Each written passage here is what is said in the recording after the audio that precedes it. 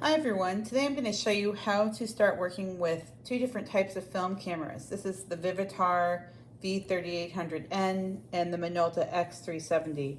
You might have a slightly different make or model than these, but you're going to find that everything's going to be very similar. So I'm going to show you where everything is on these two cameras, and let's get started. So on these cameras, you're going to see that they have all these bells and whistles. I'm going to walk you through where to find everything. So right now I'm just going to identify some key features which you'll see are pretty much in the same spots. They might look a little bit different.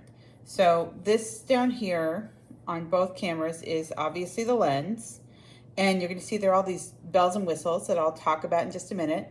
This is the shutter speed dial on the camera, and the shutter speed dial on this camera is located right here, and when you turn it, whatever you see showing up in this window is the shutter speed, whereas here, whatever number you see pop up. So for example, and let me turn this around because it's upside down. So currently I'm set to 250, so now I'm at 500, etc., etc. So that's shutter speed, all right? Other things to know about, there is the film rewind lever right here, as well as the take-up spool, and I'll talk about that. And you can see if I turn this one around, it's the exact same thing in the same spot. And the film advance lever is right here, and it's in the same spot as well on this one. So pretty much everything's in the same spot. You'll see that this one has a couple, the Minolta has a couple extra little things, like what's this little button right here we're going to talk about. We're not going to use it, but this is known as the hot shoe. This is where you would attach a flash. It's in the same spot on the Vivitar. So things to go over that you'll write down on your sheet. You have the lens, right? And then you have the shutter speed dial, film advance lever, film rewind lever, and take up spool, film rewind lever and take up spool, and hot shoe. And then a couple other things to talk about if we go into the lens a little bit more closely is I'm going to discuss why there are two rings. So if you look carefully and notice, and both of these are pretty much the same, so I'm going to move this one aside for a second, that if you look at the camera, you can see that there's a ring here and a ring here, and they have all these different numbers. And so in the next video, I'm going to talk a little bit more about what these are and what they do. So on the camera, if you notice the two rings, the ring that's on the outside, so this one right here that has these numbers, this is known as a focusing ring. And important things to know about it is if you look closely, there's an FT and an M, and the M is the same color as all these numbers, and the FT is the same color as all these numbers. FT stands for feet, and M stands for meters. And if I move this around, basically sometimes it's a line, sometimes it's a white line, sometimes it's a star or a diamond, but it's always in the center here. Whatever this is lined up with, that's how far away you're focused on. So for example, right now I'm focused about 7 meters or 20 feet away. And if I turn this, now I'm focusing 3 feet away, okay? So that is the focusing ring on the lens. The other dial, you can see how these numbers 22, 16, 11, 8, 5.64, 2.8, 1.7, and depending on your lens, these might be slightly different. But if I turn this, this is something called an aperture, and depending on which setting you have this on, this is what aperture you're at. So I'm going to discuss what an aperture is in just a minute, but this is an aperture of 22, right? And now I have it set to an aperture of 1.7, all right? So if I come over to this lens, a little bit different, but pretty much the same thing. It's funny, there's my aperture ring again and my focusing ring. And again, there's feet and meters.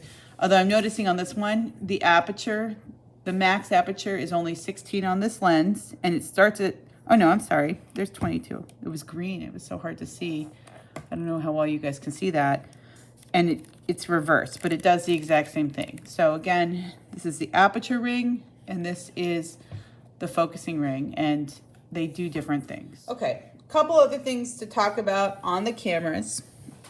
is the ISO dial. So on the Minolta, the ISO dial is in the back, and you can see there's a little button right here. And currently, let me bring that forward, my ISO, if I could focus this, there we go, is set to 800. And if I press this button down here, I put my pencil down because it requires two hands, and I can turn this. Now I'm set to 1600.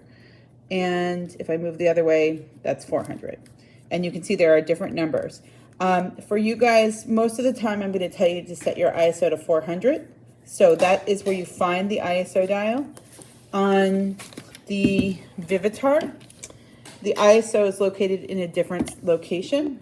So let me focus again. So you can see there's a little window inside the shutter speed dial. And right now it's set to 400. Now it's tricky. And I'm going to pull this out so you can see this. If I pull this up, see how that ring is up? I can then move that around. So that's 200, right? 100, and I can move all kinds of different ways. So I'm going to set my ISO to 400. That's generally the ISO we're always going to use. So I'll set this to 400, and then I'll just kind of forget about it, okay? But again, ISO is located in different spots on the cameras. So on the Minolta, again, it's right in there, and on the Vivitar, it's right here. Finally, let's talk about how to turn the camera on and off, the on and off button.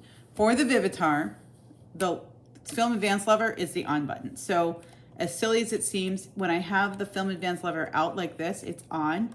When I push it in like that, it's in lock mode and it's off.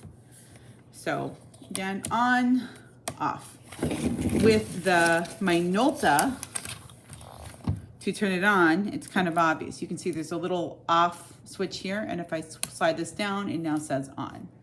So on and off. And then finally, on each camera, when I'm holding it up, there's a little eyepiece. This is the viewfinder in the back. And through here, this is called the shutter release button. So when I take this, it takes a picture. If there was film in here, I would actually be taking a picture, but that's the film advance button, or the shutter release button. And on the Vivitar, it's in the same spot, same thing. So there's my viewfinder, and then again, here's my film advance, said it again, my shutter release button. So I turn the camera on, and I press a button and advance the film. So that's how you turn the camera on and off.